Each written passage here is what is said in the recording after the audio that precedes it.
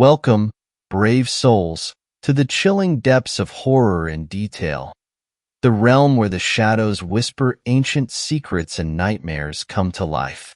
I am your guide through the darkness, and on this channel, we delve into the spine-chilling world of Wendigo horror stories that will send shivers down your spine. First story. Wendigo, 1860. Tim points his gun and whispers, "I see it, but it doesn't see us." I snap, "Tim, we don't have the time nor the resources for this. Let's go before." That was when the it in question, a Wendigo, pointed its head straight up with a crack and began to sniff the air before twisting and writhing unnaturally with the sounds of a million bones snapping. I was drawn out of my awe when Tim's gun went off, and in an instant, the beast leaped towards us, only missing us, 'cause I pushed Tim behind a tree. Sometimes I get ahead of myself. I was a small-time bounty hunter, and Tim, he was a bartender and self-proclaimed master tracker. I'd take him along with me for jobs that I couldn't handle alone.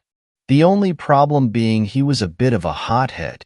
Never seemed to be too much of an issue, till he tried talking pot shots at something darn near bulletproof.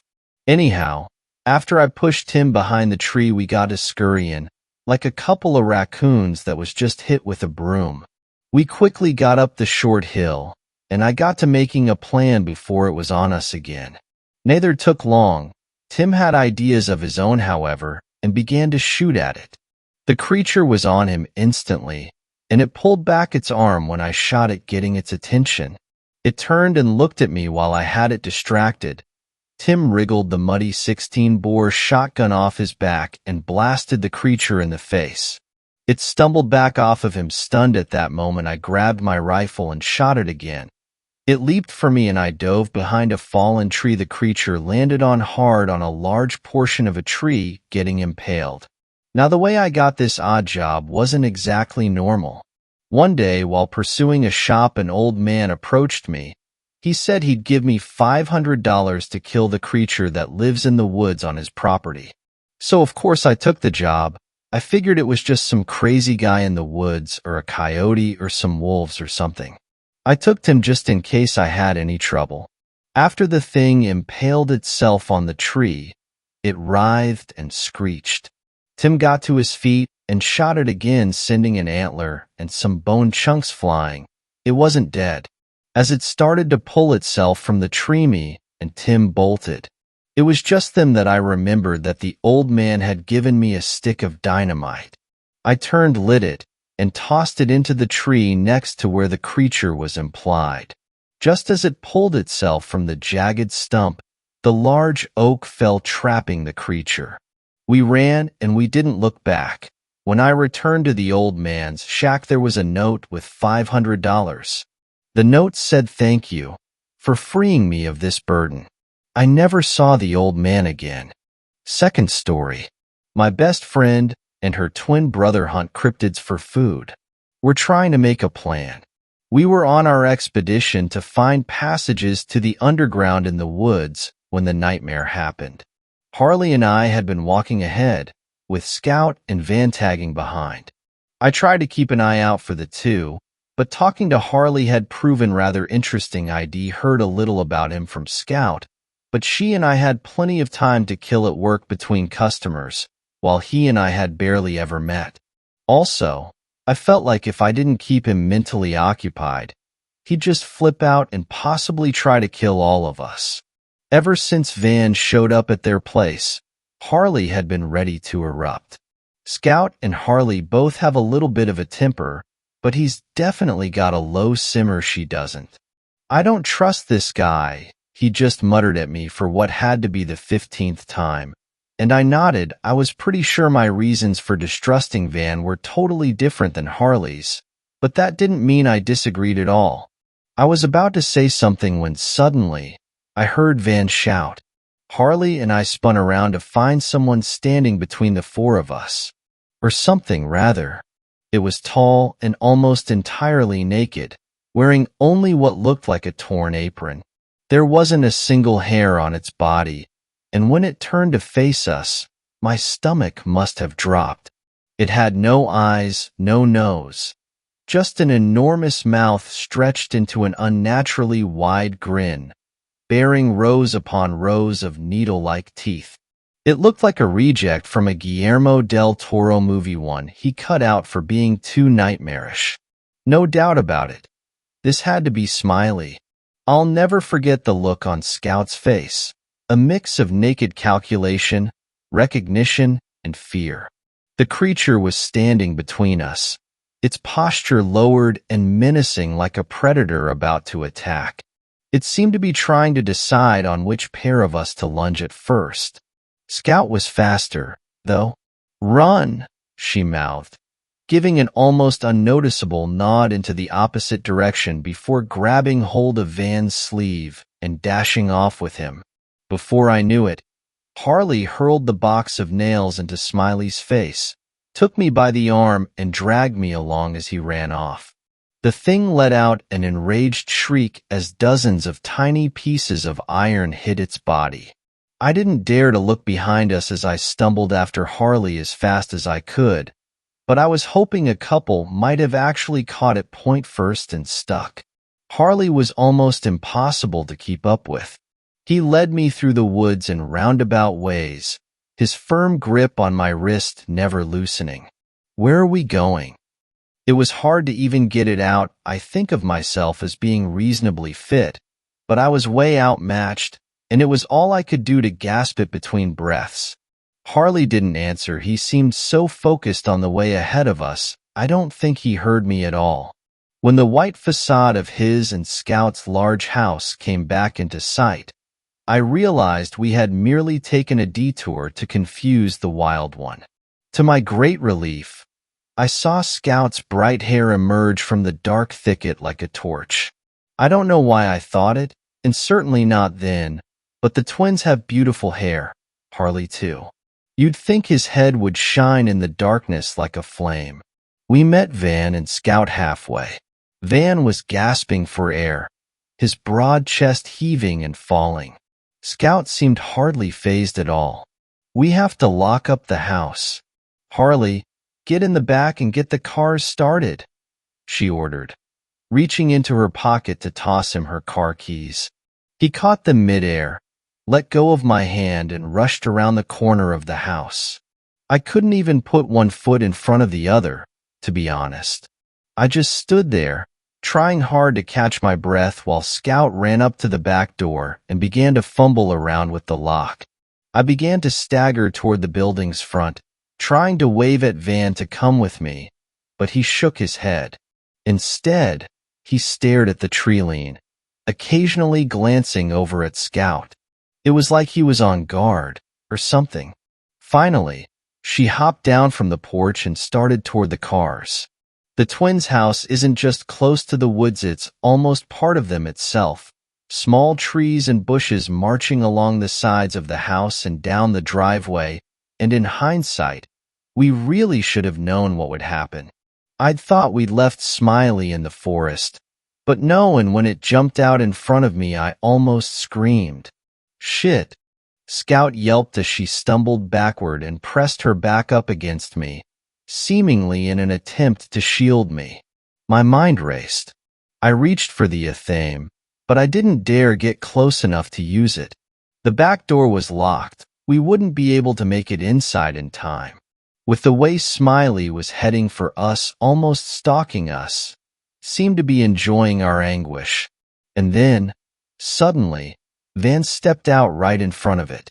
I don't know if I can describe what happened exactly, but he suddenly seemed bigger. He was still breathing heavily, but there was a kind of clicking, hissing noise mixed in with his breath. It sounded like nothing I'd ever heard from a human being before, more like an insect or a dangerous piece of machinery. I glanced at his hands. They were hooked into gauntlet claws, so stiff it looked almost painful. Even Smiley appeared to be taken aback. It took a few steps toward him, only for his labored breathing to grow louder and more menacing. I was terrified, and not just of Smiley either. Scout continued to slowly push me back, trying to distance the two of us from it, but we didn't go unnoticed. The faceless, grinning thing lunged toward us, only for Van to throw himself against it. He hissed loudly and shoved it to the ground. "Holy shit," Scout whispered. She stumbled backward and landed on her butt, pulling me down with her. I stared at the pair battling on the ground. Getting out of there was the last thing on my mind. I could barely breathe, much less stand and run. Instead, we watched as Van pinned the wild one to the ground. It still seemed too stunned to fight back. Its ever-grinning face turned up at the black-haired man in disbelief. Van looked up only once during the whole thing. I could only see his face for a second, but a second was all it took. Something was very wrong with his face. His mouth was hanging open, and for a second I thought I saw two thin, curved fangs protruding from it. After a few seconds, Smiley seemed to regain its composure. It pushed Van off and dragged its sharp fingernails across his chest, prompting a very human-sounding scream. Still, that seemed to be enough for it to abort its mission. It rushed off to the treeline in large leaps, leaving the three of us by ourselves. Van pushed himself back to his feet. His fangs had vanished, but he was still hissing under his breath. There was something else, though, something I couldn't quite put my finger on. So when he began to stagger toward Scout, who was cowering on the ground next to me, I staggered to my feet. I pulled my athame and stood between them. "Don't come any closer," I called, hoping he wouldn't hear my voice shaking. "You stay right where you are." He ignored me. "Hey, I just wanted to see if you guys are." And then I tried to stab him. I'm a small guy. I always have been. I was that kid in school who stood at the front of every concert and class photo because I was a head shorter than everyone else. Van, on the other hand, was tall even before whatever weird transformation he'd undergone, and he grabbed my knife hand and pulled me onto my toes like the world's most unprepared ballet dancer with pretty much no effort at all. He squeezed my wrist like he was trying to get me to drop the athame. I just squeezed it harder, and he stared at me the way he did back in my apartment, like he was sure he'd seen me somewhere before.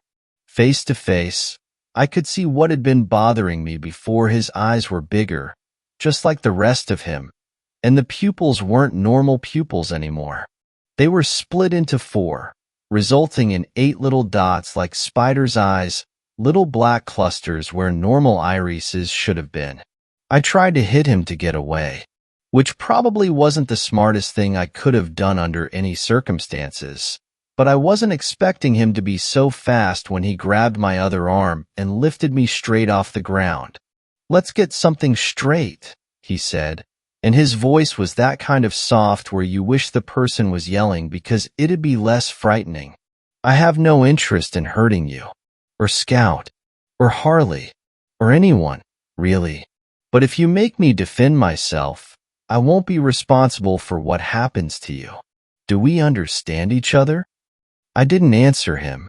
I opened my mouth, but nothing really came out. Instead, I felt tears rolling down my face. It's not my prettiest character trait, but it's a pretty consistent one. He let me back down onto my feet, and someone grabbed my elbow from behind. I gasped and turned and almost hit Harley in the face by accident. He pulled me away from Van, and if looks could kill, he would have left Smiley a pretty decent meal. "The hell is wrong with you? He didn't do anything to you. He literally tried to stab me." "Yeah, well, you can't blame him for missing. I don't think he's had a whole lot of practice." "Enough," Scout cut in. "We can't just stand out here talking. We're too exposed. Come on. Van can ride with me, and Harley can ride with." "No way. I'm not leaving you alone with him. We just found out he lied to us, Scout. I don't think that's the best." "Let me see your knife." I stared at Van. "Do I look stupid to you? Do you really want me to answer that question?" He sighed and shook his head. "Forget it. Just draw it, would you?" I pulled the athame, keeping an eye on him the whole time. My wrist hurt where he'd squeezed it, and I swapped from my right hand to my left. Mine couldn't get much worse, but my grip could. Van reached for it, and I took a step backward. Chill. He reached for it again and put his hand on the blade. Everyone here gets to your place safe. At least as far as I have control over the situation, they do. You have my word on iron. I thought you said iron didn't matter to you. I said it doesn't harm me. That's true. But it matters to you. And I think that knife specifically matters to you, too. He took his hand away. Scout's right. We're way too exposed out here. But I'll explain when we're inside, and I promise I'll explain everything. As much as I can, anyway. There are things even I don't know. But I'll try. I just nodded at him. He swung into Scout's car, and I slipped into Harley's passenger seat and curled up against the window. His radio was on some alt-rock station, and I bit my lip and stared at it until finally I couldn't take it anymore and reached out to click it off. Harley gave me a weird look. I opened my mouth to apologize and say something, anything, but he shook his head and waited for Scout and Van to pull out ahead of us before reaching out and giving my good hand a squeeze. Van was good to his word, at least as far as all of us getting to my place in one piece. I unlocked the door and tapped the mirror to its left as I stepped in, then took a look around before opening the door to everyone else. I think we're good. I went to the kitchen to get drinks while everybody else got settled. I wanted a minute to clear my mind, but when I reached for a glass, it slid through my fingers and shattered on the counter, and I almost started bawling. Step back.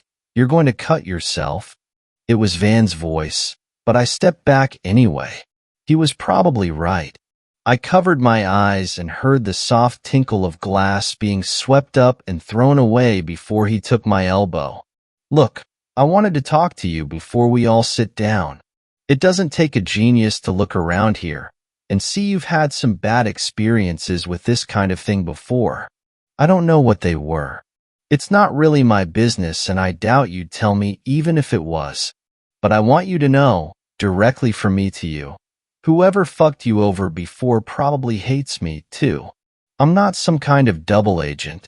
If you're in this for Scout, we're on the same side. I won't ask you to trust me, but please believe me when I say I lied for my own protection, nothing else. I nodded. He pulled another glass out of the cabinet and handed it to me before walking back into the living room. I filled some glasses and walked them out. So now what? Scout was on one end of the sofa, Harley on the other. Van took the same chair he'd been in before. I thought about sitting on the coffee table and decided to take a patch of floor next to Harley's leg instead. Van drained half his glass at one go, and I winced. Someday, stuff like that isn't going to bother me anymore. Today wasn't that day. If he noticed, he didn't say, just leaned back in the chair. Not to put too fine a point on it, we could be screwed, he said. It's here. It knows we're looking for it. It knows we know it's here. Between us, we have very few weapons, and your boyfriend has an extremely bad case of fight or freeze, and it leans to the freeze end. Boyfriend? Scout said it, but both the twins made the same face at the same time. Or almost the same face. They're not really identical, if you know how to look. Van gestured at me. Maybe it was just residual adrenaline from the fight with Smiley. Or maybe it's really actually that funny. I don't know. Anyway, I started laughing so hard I choked. Harley grabbed my shoulders and pulled me against his leg before I could fall over. Scout was laughing, too, and even Harley was chuckling a little, but I didn't stop until there were literal tears in my eyes. Van just raised his eyebrows at us. I stand corrected. I wanted to say something coherent, but instead I just started howling laughter again. I wiped my eyes. Listen, I told him, fighting down giggles before they could turn into hysterics. Scout is great. But she'd have to have one hell of a surprise in those jeans, and I'm pretty sure she doesn't. Van just made this kind of face at me, and I gave up on tamping down the laughter. I turned to look up at Harley and slammed my head against his knee, still laughing so hard I barely noticed. It's the beard, isn't it? He thinks I'm straight because of the beard. I'm shaving as soon as this is all over. I didn't like it anyway. Maybe I'll get a lip ring and see if that helps. Van still looked like he didn't totally get it, but he shook his head anyway. Doesn't change the problem, though. What we really need is an ally. Someone who actually knows something about the underground. He sighed and rubbed at his face. I know you're going to wonder, after this morning, why that can't be me. The answer is nobody really knows what I am. Human Wild One hybrids are rare, and most of them get left as changelings. I might be the only hybrid in existence who was actually raised by my birth family. There are a lot of wild ones down there who are at total odds with me even being allowed to exist, and if I knew how to control my own transformation, I could probably hold off one or two at a time, but I don't. I'm too human to be one of them, and too much one of them to fully fit in as a human. Whether that makes me a mistake or a miracle is still up for grabs. What it doesn't make me is an asset. He sighed. If my dad was here, he'd know people. But he isn't. I saw Scout duck her head. Harley did the same, but less in grief and more in thought. Then he glanced up at her. Hey, what about your queen, mistress, whoever lady? The one you said rescued you when you set off your own trap? Scout met his eyes. The mistress of the woods? That's the one. Think she'd help us? Scout shrugged. Worth a shot, I guess, but I have no idea how to find her. Offerings. I leaned forward to see around Harley's knee. Could say you have gifts for her? Yeah, but offerings like what? Harley asked. I opened my mouth, shut it, and then he raised his eyebrows at me. I have a couple of bags of Reese's Pieces in my car. Harley snorted. I was going to ask if he had any better ideas, and then my mouth dropped open and I went scrambling to the kitchen. I got back and dropped a bottle on the sofa. Here. Harley picked it up. Sweet red? Solo drinking doesn't really seem to be your style. I got it for Cherry's Jubilee because brandy tastes like ass, but I can always get more. He gave me a puzzled look. The hell is a Cherry Jubilee? It's cherries and sugar mashed together, and then you pour alcohol on it and light it on fire and serve it over ice cream. I flopped down between him and Scout. You might be able to eat it, actually. Hey, when all this is over, I should make some. We can celebrate. We're getting off track, Van said. So what's the plan? We take the wine to the woods and just call for her, and then ask, what? Your Royal Majesty, we'd like your help killing one of your subjects, Harley said. Maybe two, depending. Scout gave him a dirty look, but ignored him otherwise. Or at least stopping it, yeah. We're not trying to be malicious. We're just trying to live. She pushed herself to her feet. If we go now, we'll still have a few hours of daylight. I stood up. At least, I think I did. The next thing I remember is actually laying on the sofa with Harley staring intently at me. He's awake. You okay? I shook my head and the corners of my vision turned gray. No, I felt my stomach cramp. Oh, shit. I should probably eat something. Scout looked dismayed. Fuck, she said. I'm so sorry, I forgot. It's okay. I've got some grapes, if you guys want anything, and I think some raspberries. I'm just going to get a sandwich. I glanced over at Van. Hungry? I'll pass, but you might want to take a couple extras for yourself. I nodded and headed for the kitchen, throwing whatever fruit I had into a bowl for the twins, while I waited for my leftover chicken to heat up. I tossed it between some bread and called it good. Not exactly gourmet, but filling, and I went back to the living room with the fruit and my sandwich. We ate our fill. At some point, Van went to the kitchen and came back with the last chicken drumstick between his teeth, and when we were done, Scout took the bowl and my plate to the kitchen to put in the sink. I took a deep breath. "Okay," I said, and hoped this wasn't as terrible an idea as it felt like. "Let's go." Third story. I am a psychologist. My patient has Wendigo psychosis. John had been my patient for months. I couldn't label him using official DSM codes, but he appeared to have what is known as Wendigo psychosis. At the time of my initial assessment, there wasn't any direct evidence that he tasted human flesh, although I could tell it was a significant preoccupation with him, and suspected him in the creation of several recent grisly scenes. "Just admiring the artwork in your office," John said to me one day. He grinned, letting me see the teeth he filed down to fine points. "So much red. I wonder if we're alike, you and I." I swallowed nervously. I couldn't report his Wendigo psychosis to the authorities, though, because I would be perceived to be just as crazy as him. I couldn't even say he's a cannibal, even though he's come out and said his greatest fantasy is to devour a person over the course of 3 days. There was no proof. "So much red," John repeated, "like a sea of blood making its way to your kitchen table." He grinned again, seeming even more unstable. "This has to stop, John. Right now, there's no direct evidence linking you to the murders, but if you keep eating people, your actions will eventually catch up to you." "You haven't reported me yet." "No evidence." "No, I think it's because you like me. Deep down, you like me, David Morrison." "Why?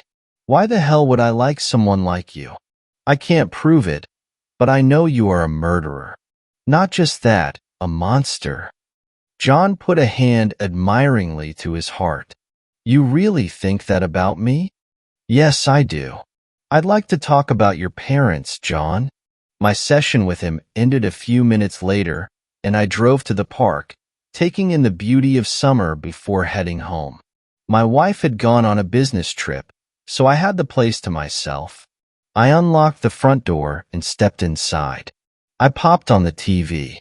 Hannibal was on, but I stopped myself from changing the channel. For some reason, I had become intrigued by monsters. For some reason, I shook my head. The reason was clear. "John." I put dinner in the oven, a chicken stuffed with carrots and onions. While that cooked, I decided to go into the basement, do some late spring cleaning. Turning on the light, I surveyed the pile of unruly boxes. A few cocoons struggled as they hung from the ceiling. Their inner cores were human, weak from neuroses or traumatic life events to the extent that they were willing to visit a lonely psychologist's house for free therapy. "You're happier this way," I said. "And you called me a monster," John replied for the cocoon of silk. I turned around, greeting John's sharp teeth and blood-red eyes. He looked like a droopy-eyed hunting dog. "Did you come to eat me, John?" John hesitated, then shook his head. "No, I'm here to learn from you. From the master. You've obviously found a perfect way to ensnare your victims. Teach me." So I showed John how I spun a spider's web from my own hands. I was afraid he would eat me at first, and even though he stared at me with those hungry, blood-red eyes, he left with a cocoon of silk over his left shoulder. The Wendigo told me later that he could give me the hunger, the fire in my gut which would illuminate the path of my soul. I asked who had sent him. He told me John did, because he was so very grateful for the bundle of human flesh I gave him. "A gift for a gift," the Wendigo said, disappearing into the basement gloom and leaving me alone with my thoughts. Fourth story. There were 2 Wendigo outside my dad's house last night. So, last night my friends and I were driving around aimlessly and ended up on the side of town near my deceased father's house. I go there from time to time to sit on the steps, say hi, and that I miss him. And since every year for Valentine's Day since I was a kid my dad was my Valentine, I really wanted to stop by the house and give it a hug, but I don't think I'm going back. At around 11 p.m., we stop at the top of the road and I run down the exponential function of a driveway and run up to the garage and hug the house before quickly running up the stairs to the front porch. I rest my head on the front door, telling the house and my dad that I missed being there and that I missed him. I feel a hand on my shoulder, and I feel my entire body start shaking like I'm sobbing when only a few tears run down my face. Just as this overwhelming feeling starts to come over me and I feel lightheaded, my friend, Duke, calls me. Alex, get back to the car. Right now. I'll explain why when you get here. Without hesitation, I sprint up the icy driveway without stopping. Thank God, without slipping and falling. When I get to the car, we take off doing 50 down the road. I'm still crying and can barely breathe, and my best friend Riley kept asking me if I'm okay and if I need anything. When I'm able to pull myself together, I ask what made them call me back to the car. Duke doesn't say anything for a few minutes and keeps driving while I keep pestering him about what he saw that made him call me. When we get to a stop sign, he grips the wheel tighter and says he saw a head poking out behind my dad's house, a little bit taller than the garage doors. After a minute of silence, I asked him what it looked like, a big-ass Wendigo. Duke said it popped its head out around the side of the house 2 times. And by the time I was sprinting down the stairs, Riley saw another head come out behind the neighbor's house. Initially, she had thought was a dog head, but soon realized the head was too massive to be a dog's. We take off down the road and all go and crash at my house after getting some McDonald's, with Duke checking the windows until we had fallen asleep. I think he may have spotted another one outside my house. My dog was flipping out all night and trying to get to all the doors in my house at once, and I didn't fall asleep until the sun came up. I don't know what happened. I don't know why my whole body was shaking and why I felt I was going to pass out, but I think my dad protected me. And I know I'm not going back to that house. 5th story. I heard the last words of the woman in the woods. My hometown of Cedar Creek, Colorado had a woman who everyone loved to hate.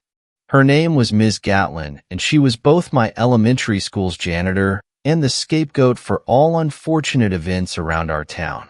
The Cedar Creek elderly despised her for having a son out of wedlock, and the town parents scorned her for giving said son too much freedom, a parenting style which had supposedly led to his death at the hands of our town's eponymous river.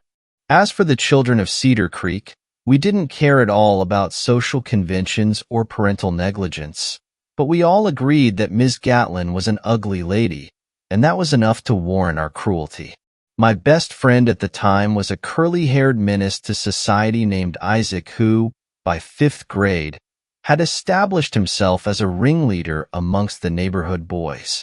He did his best to inconvenience Ms. Gatlin, though his pranks did little to rattle her. If we spread rumors about her poor hygiene just within her earshot, Ms. Gatlin didn't bat an eye. If we released bugs inside her janitorial closet, she'd calmly sweep them outside. If we stuffed rotten food inside her locker, she'd clean it out quietly and without complaint. Our usual tricks never worked on Ms. Gatlin, and all of us unimaginative kids were stumped by how to best a woman whose job was to clean up messes of all kinds. In my last year of primary school, Hanukkah fell a week and a half before we were dismissed for winter break. All of the Jewish children thoroughly enjoyed showing off their gifts to the rest of us, who had to wait an eternity for our presents. Thanks to Kim Possible, Spy Kids, and Totally Spies, every kid in Cedar Creek was obsessed with espionage, so Isaac's gift of a spy tech kit for kids made him even more popular than usual. Most of the kit was cheap plastic junk, but there was a small spy radio that seemed very well manufactured. It consisted of an earpiece and a button-sized microphone that was supposedly capable of transmitting audio up to a radius of 5 miles. Isaac, myself, and the rest of our crew spent most of the week before winter break running around town and testing the capabilities of the device. The audio quality was surprisingly good, although the earpiece and microphone could only be separated for about 3 miles before the sounds became too distorted to understand. It was a novel concept for a few days, but after a while we grew bored of playing walkie-talkie. Isaac wanted to use it for its intended purpose, surveillance, and he had the perfect target in mind. On the last day before winter break, Isaac and I glued the button-sized device to the back of an old brooch we had found in his sister's jewelry box. We covered it up with a strip of velvet and then glued on the pin and catch, and by the time we were done, you couldn't tell anything was amiss. We put it in a small white box, which we put in my backpack for later. We determined that I should be the one to deliver it, given Isaac's reputation as a prankster.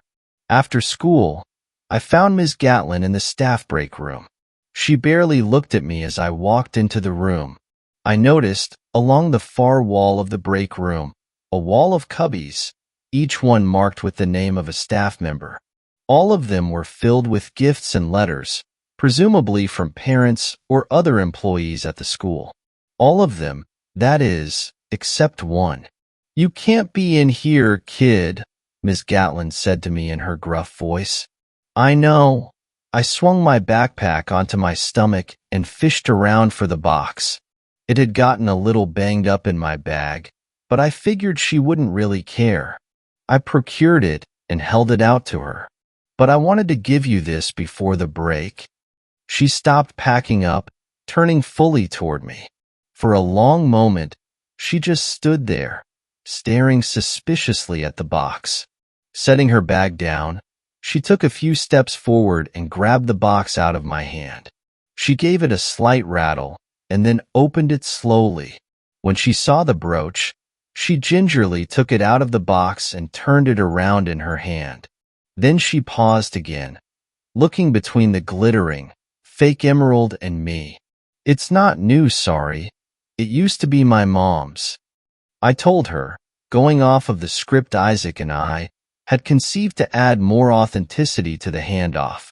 "She doesn't wear it anymore, but I thought you might like it." Ms. Gatlin kept staring at me, her expression unreadable. I half expected her to chuck it into the garbage bin in the corner of the room, but to my relief, she gave me a single nod. "Thank you," she said, and pinned the brooch onto her cardigan carefully, like it was a precious gem and not some cheap hunk of plastic. I gave her a smile that she did not return, and then she shooed me away. Isaac was waiting for me in the woods outside school. I flashed him a thumbs up, and he slapped my back twice in congratulations. He pulled the earpiece out of his backpack and held it between us. I put my ear next to the speaker and was delighted when I could hear movement. The sound was slightly more muffled now by the velvet backing, but the audio quality was still really good. We heard the sound of snow crunching under Ms. Gatlin's feet as she walked herself through the woods home. We listened giddily for a few minutes, then raced back to my house to celebrate our success with hot chocolate. Since we had the attention span of two 10-year-old boys, we forgot about our triumph until just a few minutes before Isaac's mom came to pick him up. When I remembered, I pulled out the earpiece, which we had decided would live at my house since it was closer to Ms. Gatlin's, and listened. More than last year, but not as much as the year before last. What do you think about it? Do you like it? Can you feel it? I see. Me personally, I've loved it since I was a little girl. It falls so prettily. What the heck is she saying? Isaac asked me, as if I had any clue. The better question, in my mind at least, was who the heck was she talking to? She had no kids or husband and didn't have any friends as far as I knew. I dunno, I said. She's talking about snow, I think. Though the question, Can you feel it? Seemed an odd thing to ask anyone. We sat there listening to her talk for 5 minutes straight. I'd never heard Ms. Gatlin talk that much in my life, even though I'd seen her most days since I was only 5 years old. Looking back, I'm not entirely sure what we had expected, but it certainly wasn't a monologue of that length. We strained our ears listening for another voice, but heard nothing. Maybe she's schizophrenic? Isaac volunteered. I had no idea what that was, but I trusted his authority. His mom showed up to take him home, and I turned the speaker off to walk him outside. After that, every once in a while, I would turn the speaker on and listen.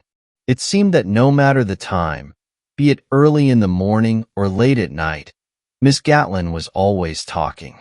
She talked about all kinds of things, everything from clothing to stocks to the weather to politics. Sometimes she prayed, talking so quickly and quietly that I could only make out one out of every 5 or so words. She apologized often and spoke constantly of a promise. Sometimes, when I turned on the speaker, all I heard were sobs, and sometimes the conversations were so strange that I couldn't make heads or tails of them. A young woman smiled at me today at the grocery market. Isn't that just the sweetest thing? I felt like it's been so long since someone smiled at me like that. Yes, I know she was just doing her job. Probably doesn't even know my name, haha. Oh, how hard this has been. How lonesome. But I am so very close to the finish line. I won't break my promise now.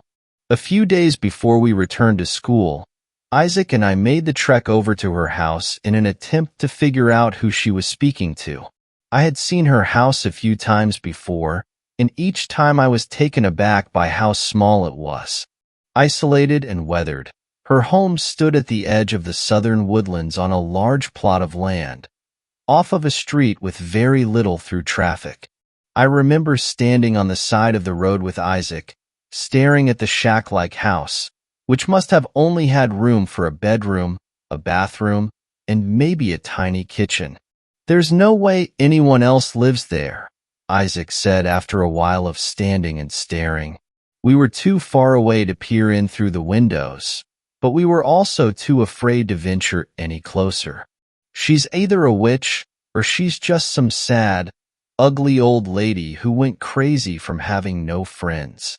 Isaac got bored quickly, so we left not too long after that.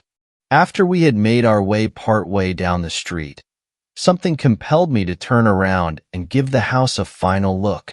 When I did, I saw the unmistakable shape of Miss Gatlin standing on the porch, staring in our direction. I turned away and grabbed a hold of Isaac's arm. "She's watching us," I whispered to him. His eyes grew wide. "Shit," he said. "Should we run?" "No, that'll look suspicious. Let's just keep walking." We walked until we were out of eyeshot, and then we ran all the way home. I'm not quite sure what spooked us so badly, but for some reason, even when I was back in the safety of my own home, I couldn't shake the feeling of eyes burrowing into my back. And soon they'll all be coming back. It's hard seeing them sometimes, knowing my Oliver was among them once. Sometimes I think I see him. At least it'll get easier soon, thanks to you. By the time we went back to school, my friends had grown bored of the spy gear. I volunteered to return Isaac's speaker, but he said it was practically useless now since we couldn't retrieve the microphone. Surprisingly, Miss Gatlin continued to wear the brooch every day. It was always pinned to her non-work clothes, so the only time she was unbugged, as Isaac put it, was when she was in her janitorial outfit at my school. Seeing her guard the brooch so carefully made me feel kinda bad. Was that the only gift she had gotten for Christmas? Was it the only gift she had gotten in the past decade? Maybe she wasn't a witch or crazy. Maybe she was just lonely and had learned to cope by talking to herself. Months passed. Isaac and company, finally coming to terms with the fact that they would never get the rise they were looking for out of Miss Gatlin, moved on to terrorizing a curmudgeonly old man who lived across from Cedar Creek Elementary and was always yelling at kids for one reason or another. I was happy for Ms. Gatlin. One day, in March, I found her sitting on a bench at the edge of campus during lunch. I took a seat next to her, not expecting much. She took one look at me, then fixed her gaze back at the sad-looking sandwich in her hand. "What do you want?" she asked without looking at me. "Nothing. Just wanted to sit here." She picked at the sandwich. "We're not friends, kid." "I know. You don't have any friends?" "That's right," she nodded. "Maybe one day, though," I said, and to my surprise, she laughed. I didn't even realize she was capable of laughing. She looked at me properly for the first time in our brief conversation, and I noticed that she was smiling. It was an unpracticed smile, but a genuine one. "Yeah," she said. "Maybe one day." Miss Gatlin packed up and headed back to the school building after that. She left a bag of mini Oreos on the bench next to me. I think she did it on purpose. I grew accustomed to checking up on her every now and then, listening to her conversations with herself. Sometimes, it almost felt like she was talking to me. Looking back on it now, I realize what a little villain I was, and what an immense invasion of privacy I was committing. I wish that I could take it back now, especially considering what happened next. Friday, May 17th marked the 10-year anniversary of Oliver Gatlin's death. I kept an eye on Miss Gatlin throughout the day, but she didn't seem any more dejected than usual. Maybe things were finally looking up for her. In any case, although I hadn't checked in on her for a while, I decided that evening to see how she was doing. My parents were gone for the weekend, and I was only allowed to stay at home alone if I stayed inside the whole time, so I had nothing better to do. Not long after sunset, as I lounged on the floor of my bedroom, I turned on the earpiece. Miss Gatlin was talking to herself, as always, but there was something strange about her tone. She sounded more excited than ever. "Almost there. Almost there. Almost there." She repeated those two words over and over, until, at exactly 11:44 p.m., she let out a sound that I only understood years later to be a cry of triumph. "It is done. It is done, Dark Angel. Thank you, thank you. 10 years of solitude, and it was worth every second. Now, Angel, bring him back. Bring him back to me." What was she on about now? Were those song lyrics or something? I strained my ears, listening for another person out of habit, but of course, there was only Ms. Gatlin's voice. After a moment, her cries of happiness faded, her voice taking on a confused tone. "What do you mean?" "No, that can't be true. I kept my promise. I followed every rule. I let no one in, kept no companions, made no friends. I kept my wish a secret, as you told me. My angel, I sat up slowly, the building terror in her voice putting me on edge even from miles away. And then, she asked a question that still haunts me to this day. "What do you mean I had an audience?" There was a moment of silence, and then the surefire sound of the velvet backing of the brooch being ripped away. I could hear her breath, sharper and clearer than ever before, as she repeated a single word. "No, no, no, no, no, no, no, no, no, no, no, no, no, no, no, no, no, no." She withdrew from the microphone, her rapid breaths replaced by what sounded like her front door being thrown open with a bang. There was no more noise from the microphone. I remember standing up in my bedroom, not quite understanding what had just happened, and not quite knowing what to do next. Something told me that I should go downstairs and make sure that the doors were locked. So I told myself to man up and force myself down the stairs to the dark first floor. I made my way around the whole house, checking the doors and windows. Once I was done, I just stood there. Somehow, I knew she was coming, and that there was nothing I could do to stop it. I thought I was hearing the wind, but as it grew louder, I realized I was hearing wailing. I heard it long before I saw her, that gut-wrenching cry, that sound that I had previously heard only pale imitations of in movies where a mother loses her child. Standing in the darkness of my living room, I watched her sprint from the tree-line towards my house. Her mouth was wide open, her eyes glazed over, and her body dressed in a white nightgown. She looked and sounded like something out of my worst night terrors. I dropped to the floor and crawled away from the window, taking cover behind a couch. Hui, She howled, her mournful voice rising and falling as she ascended the steps to my front porch and slammed her fist against the door. hui, I needed to get to the phone, but the house phone was right next to the widow, and I was petrified. She hit the door so hard I was afraid that the hinges would give way. How could you do this to me? I clamped a hand over my mouth. She couldn't possibly know for certain that I was in the house, could she?